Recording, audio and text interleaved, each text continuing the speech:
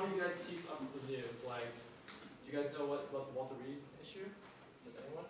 The what? Walter Reed Hospital, the VA hospital in DC. Oh, do you? That's good. Well, like that, there's huge controversy at Walter Reed because they're facing too many soldiers from Iraq.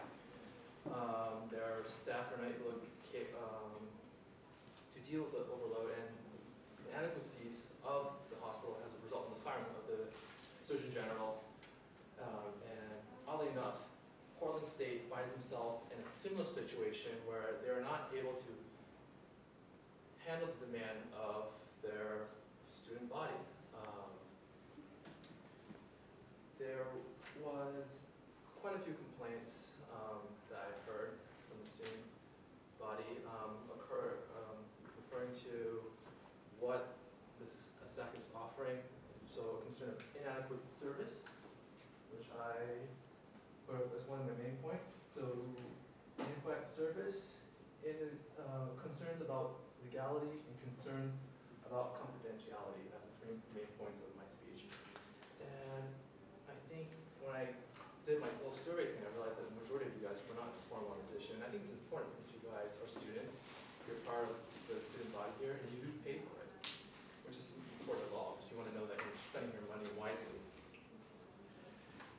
So in terms of inadequate services, I got Phil, he gave me his story about getting pneumonia, and he felt that he was treated unfairly, or if he could have gotten better treatment in the private sector, which is pretty true. It's usually true of the private sector. You do get better care.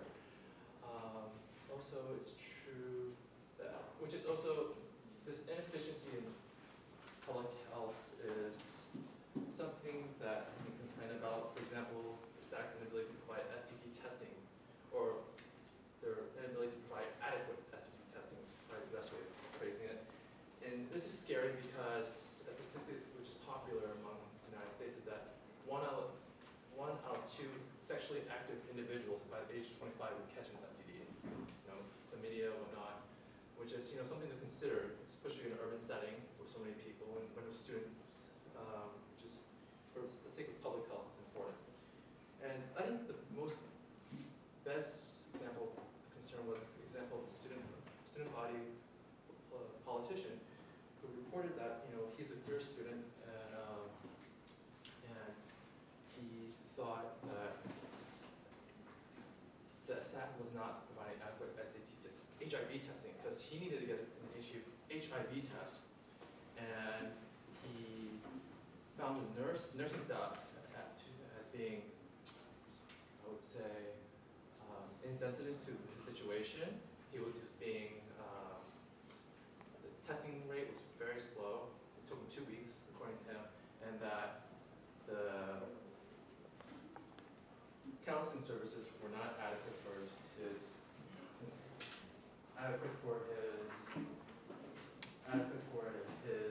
needs.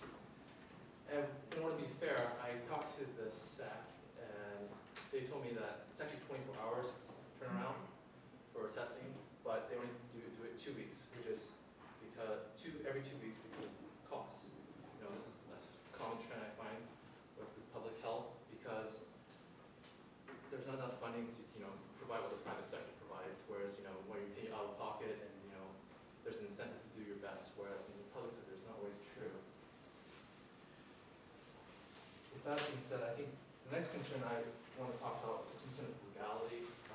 If any of you read the newspapers, there's a huge issue about what is going on at the what's going on at the SAC concerning giving out prescriptions. It is against state law for nurses to hand out, bill, and file prescriptions due to the fear that maybe there may be a mix-up, you might get the wrong drug, and what might happen. In terms of that, so this has been going on for like 25 years off and on.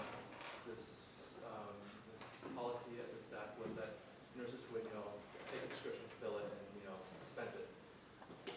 Once again, I said it's against the law, and which is kind of interesting because the nursing staff often told the staff at the SAC that, this is against the law, you shouldn't be doing this.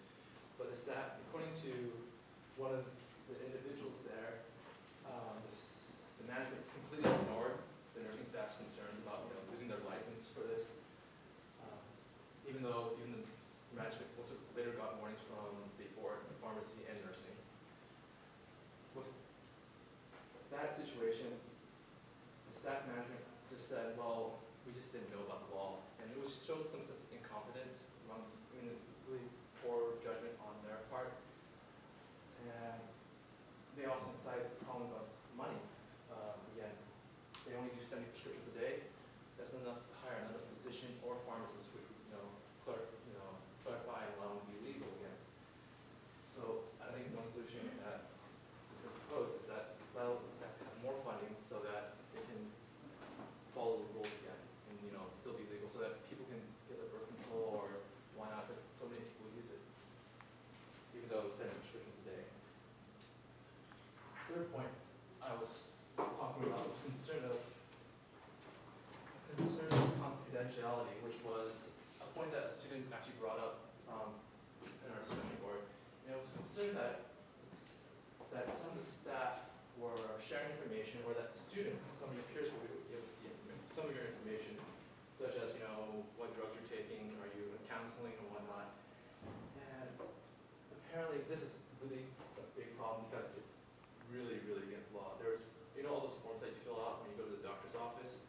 There's part of HIPAA, which is medical insurance, so that medical. The main first concern was that if you had gotten it, let's say HIV, then medical insurance company might find some, look at your backgrounds, what possible reasons were that, were you taking IV drugs or whatnot. The HIPAA law prevents insurance or anyone else looking at your information, and the possible release of information is a big no-no. But I got a chance to talk to the staff there, receptionist, and the person who wants to data information. It's just on the side. Sorry. Okay, it's bothering me. That students and medical staff are not allowed to see your personal information. They are just simply, it's just blocked out. They can see when you're having an appointment, but unless you have, part of the medical staff, you're not allowed to see it. And that's a good thing. They're cutting out that, possible problems. And I would just like to conclude on this information on 3 points. And that, I guess I did my best to inform you on the 3 concerns that the SAC is facing. 8 minutes. 10 minutes? 8 minutes. And basically, you pay $130 to $160 a quarter, and that we know that the service the SAC offers is 14,000 eligible students, so that over 14,000 students that use the SAC, about 10 to 200 use it a day, and that the service is needed, and I think people should try it and vote or express your opinions on it. It'd be a great idea to make the student body a better place. That's it.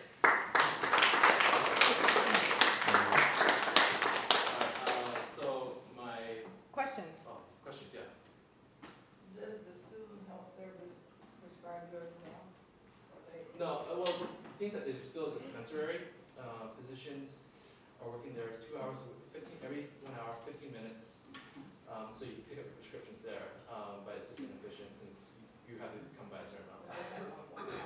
On the HIPAA thing, I used to work for a hospital for a number of years. Uh-huh. HIPAA is actually called the Health Information and Privacy Act, where they allow only your insurance companies to get your information to bill and for billing purposes. So, like, it's confidential, but only your insurance company, unless you otherwise opt out.